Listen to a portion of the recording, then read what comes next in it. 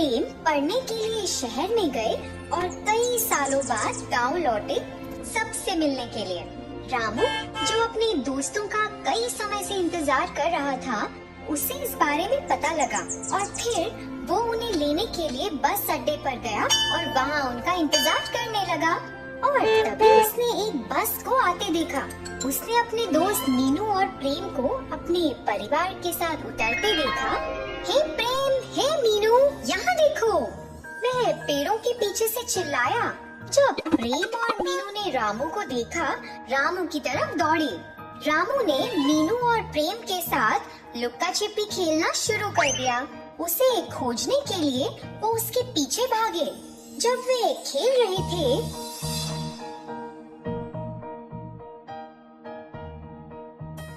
रामू एक सुरंग में भाग गया। रामू, तुम कहाँ हो? अरे, हमें लगता है हम खो गए हैं। बाहर आओ यार।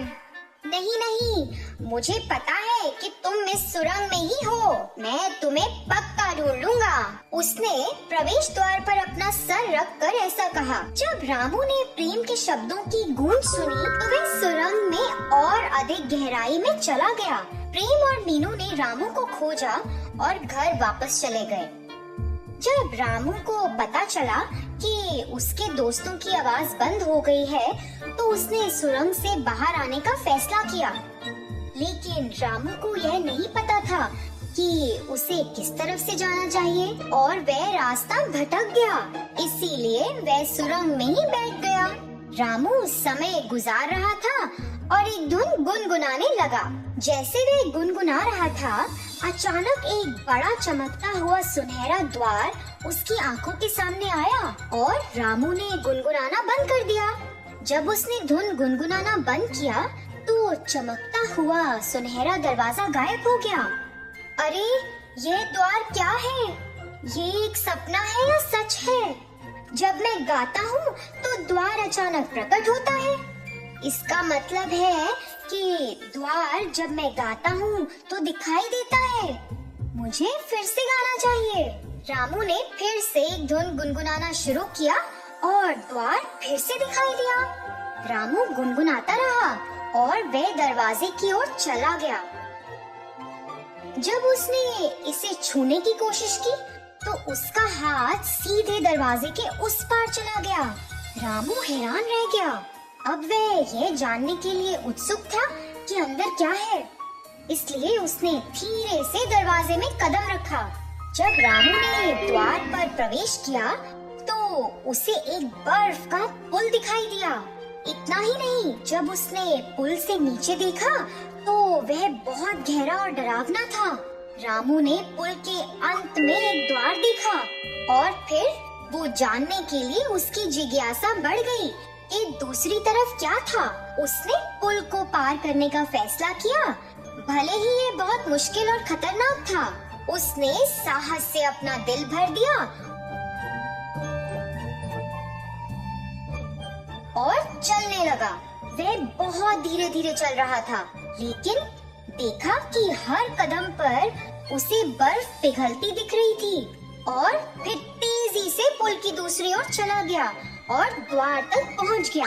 जैसे ही वह चौखट पर पहुंचा, उसने जल्दी से अंदर जाने की कोशिश की और नीचे गिर गया। वह अपने हाथ को देखने के लिए उठा, लेकिन उसकी नजर दरवाजे के अंदर की तरफ पड़ी और उसके सामने ये एक बहुत खूबसूरत दुनिया थी। सब कुछ सोने का था। पेड़, फल, फूल और पौधों के पहाड़ और पहाड़ियाँ थी। रामू को आश्चर्य हुआ कि वह किस दुनिया में आ गया है। उसने आश्चर्य से चारों ओर देखा और विश्वास नहीं किया कि उसने क्या देख लिया। वह तुरंत उसी रास्ते पर मुड़ गया जिस रास्ते से वह आया था। रामू अपने दोस्तों को उत्साह के साथ देखने के लिए दौड़ा, लेकिन उसे पता चला कि वे अपने परिवार के साथ एक समारोह में आए हैं और वहाँ से निकल गया। जैसे जैसे समय बीता, रामू की माँ बहुत बीमार पड़ गई। रामू के पिता की छोटी कमाई उसकी माँ के इलाज के लिए पर्याप्त नहीं थी। रामू को कुछ समझ नहीं आ रहा था कि वे क्या करे। अचानक उसे सुनहरे दरवाजे की याद आई और वह बहुत खुश हो गया। वह सुनहरी दुनिया में चला गया और सोने के कई सिक्के उठाकर चुपके से गांव ले आया और उन्हें बेच दिया। पैसों से उसने दवाइयाँ खरीदी और अपनी माँ का इलाज कराया। जल्द ही वह बेहतर हो गई थी। बहुत कम समय में रामू बड़ा हो गया और बहुत अमीर हो गया था।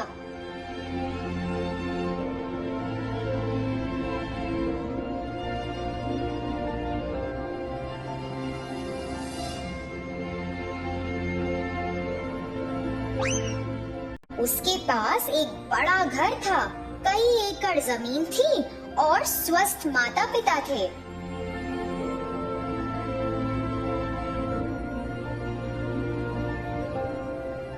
वो एक अमीर जमींदार बन गया था।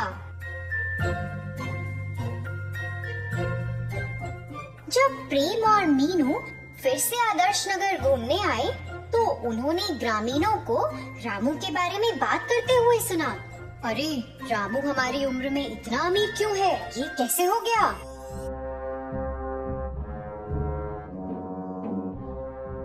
हाँ हाँ, सच में।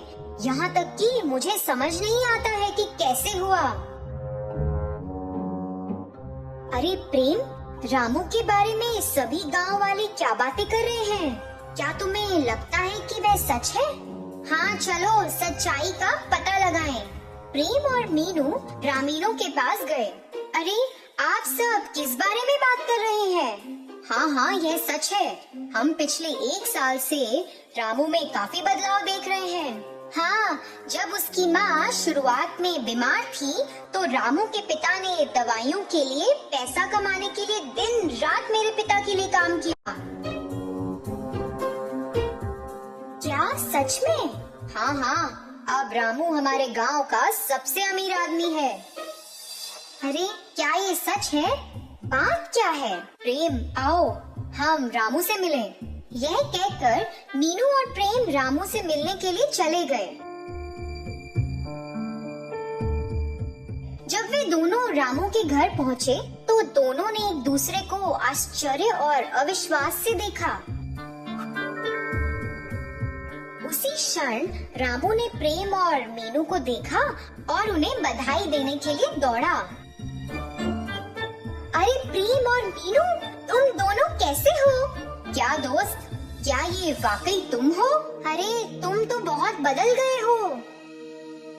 मुझे तुम दोनों को एक राज बताना है। पिछले साल जब तुम दोनों आए थे, मैं गांव के बाहर तुम्हें मिलने आया और हमने लुक्का छुपी खेली। याद करो कि मैं एक सुरंग में भाग गया था और तुम दोनों मुझे नहीं खोज पाए थे। हाँ, तो सुरंग में एक जादुई द्वार था। क्या? एक जादू का द्वार? हाँ, एक जादुई द्वार। उस दिन मुझे अपना रास्ता वापस नहीं मिला क्योंकि वहाँ बहुत अंधेरा हो गया था। इसलिए मैं वहीं बैठ गया और मैंने थोड़ी देर के लिए एक धुन गुनगुनाई। मैं गुनगुना रहा था कि अचानक एक जादुई द्वार दिखाई दिया और सुनहरे रंगों से चमकने लगा। अरे, क्या बात कर रहे हो रामू? इस रहस्य के बारे में बताने के लिए पहले तुम दोनों के पास आया था मैं, लेकिन तुम किसी समारोह में थे और फिर वापस शहर चले गए। इसलिए मैंने राज को अपने पास ही रखा। ओह, सच में? क्या तुम उस दरवाजे के अंदर गए थे? हाँ, मैंने एक बर्फ का पुल देखा और एक बहुत ही गहरी खाई थी।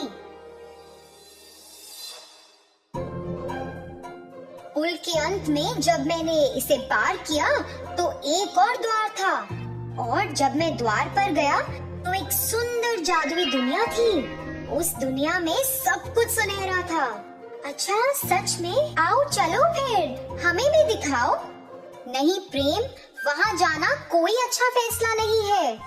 यदि हम एक बार वहाँ जाते हैं तो तुम वहाँ जाना जारी रखना चाहोगे। हम गुलाम हो जाएंगे। अब मैं वही हो गया हूँ।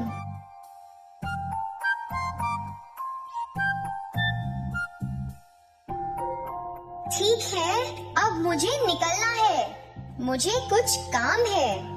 यह कहते हुए प्रेम सुरंग के पास चला गया। उसने डर के साथ धीरे धीरे सुरंग में प्रवेश किया, क्योंकि वहाँ बहुत अंधेरा था। क्योंकि वह कुछ भी नहीं देख सकता था, तो उसने चलना बंद कर दिया था। उसे पता नहीं था कि क्या करना है, तो उसने भी गाना शुरू कर दिया। प्रेम लंबे समय तक द्वार का पता नहीं लगा सका।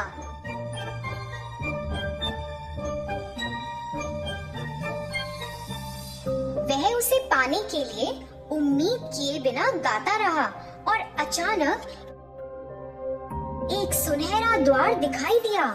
प्रेम सफल हुआ, इसलिए उसने द्वार में प्रवेश कर लिया। जैसा कि रामू ने कहा कि एक बर्फ का पुल था और वह स्वर्ण द्वार तक पहुंचने के लिए उत्सुकता से चलने लगा, लेकिन बर्फ उसके पैरों के नीचे पिघल गई जब वह पार हो गया और वो गिरने वाला था। और उसी समय रामू ने वहाँ पहुंचकर उसे गिरने से बचाया और उसे बाहर ले आया। अरे तुमने क्या किया? सोचो क्या हुआ होता अगर मैं नहीं आता। मैंने तुमसे कहा था कि तुम यहाँ मत आना। अरे ये जगह बहुत डरावनी है। जो मैं कह रहा हूँ उसे सुनो। इस जगह के बारे में कोई नहीं जानता, बस हम। इस रहस्य को किसी के सामने प्रकट नहीं किया जाना चाहिए। यह स्थान किसी के लिए अच्छा नहीं है। हाँ बाबा, सच में बर्फ के पुल के पार करते समय कुछ भी बुरा हो सकता है।